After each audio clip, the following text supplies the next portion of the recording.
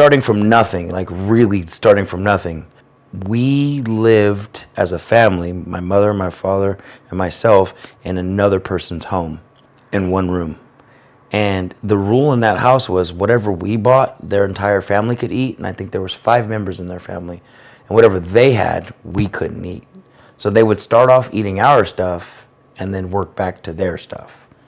So we had to get out of there quick. My dad was a janitor, and my mom worked at basically Circle K as a clerk. So then they both worked night shifts. My dad cleaned banks as a janitor, and I, as a little kid, like 3-4 years old, slept in the car while he did it. And so it was very tough. The first time I saw somebody put an aluminum can into a recycle machine, they had recycle machines, you could stick a can in there and a nickel would fall out. I started to, at 6 years old, jump in dumpsters and find cans, throw them outside, bag them up, walk to the local grocery store and start putting them in the machine until I left with a handful of money. And I'd go home and I'd go, Mom, look how much money I got. And I'd give it to her so that we could have something to eat. I could contribute to the house. That was the first time I learned like the value of money, community, family, and things like that. Something that's I find is lost in a lot of American society. So like I would say in that moment, the entrepreneurial mindset was born early. This was really interesting. And so like I didn't really think about money at first. I knew we didn't have it because our lights wouldn't be on. And every once in a while, the neighbor would throw over an extension cord so that we could turn lights on for a little bit, boil some water, and we all would share maybe the same bath. It's hard because, like, I remember these things, but if I brought these up to, like, my mom or dad, they'd probably be really embarrassed and they'd say it didn't happen. I also remember the first time we lived somewhere, and I think I was, like, 6. My mom was doing laundry, and she came back, and they stole all my clothes.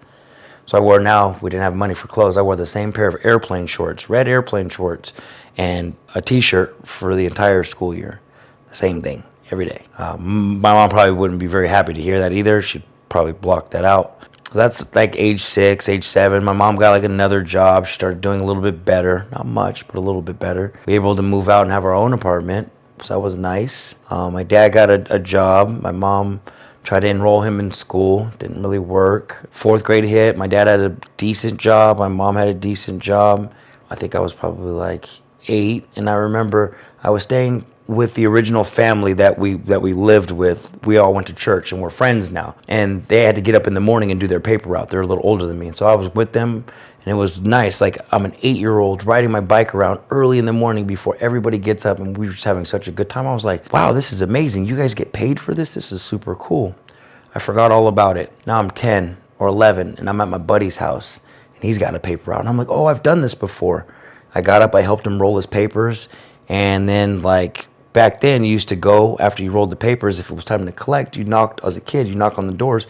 You were the business owner of your paper route. So you purchased your papers, you woke up in the morning, you rolled your papers, you threw your papers, and you went out and you collected the bills from your customers.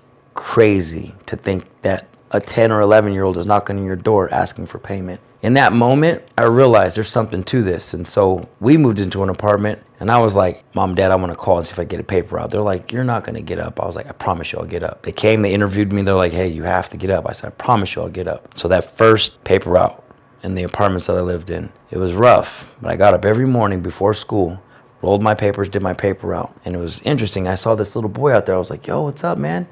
Hey, where's your route? And he told me, he goes, oh, I have half of this apartment. I go, I have the other half. He's like, oh, cool. He goes, I have the apartments up the road too. I was like, all right, cool. I have the apartments next to those. And I'd see him every day. He was like maybe 2 years older than me. So then he's in high school and he goes, hey man, I don't know how much longer I'm gonna do this. I said, tell you what, bro, I'll buy your paper route from you. So I gave him a little bit of money and took over his paper route. So now I had the whole block. I literally had the whole block and I'm 12. The amount of doors that I had, I then hired 2 employees. At 11 years old, 11, 12 years old, I hired 2 employees. I hired my dad and my cousin who lived with me. She was like my older sister. So I put them to work. I cut it up. Here's how we're going to do this every morning. Papers get dropped off. I start rolling, do the thing. I send my first employee out with their papers. I send my second employee out with his papers, and then I'm off with my papers. Still made it to school by 7:40 in the morning after doing my paper route. And then my dad taught me how to drive really early in life. And so then I'd start driving a car at 12 years old, early in the morning to throw my paper out. Some days, if it was raining, I'd drive the car. Other days, I would rollerblade. And that was the beginning of being an entrepreneur, taking a risk and banking on myself. I did that paper route from 11 to 15 years old when you could get a real job. And then I worked at a place called Boston Market, chicken, sides. It was like a little Thanksgiving space, right? And then all my friends worked at KFC, so I wanted to transfer. I went to KFC. And then I realized quickly that I don't conform to social norms. While all the boys worked in the back and the girls worked in the front, I somehow managed to get myself out of the kitchen and work the register so I didn't have to work with greasy chicken. But quickly realized that working in that capacity wasn't for me either. And so I just continued to figure out different ways to be an entrepreneur.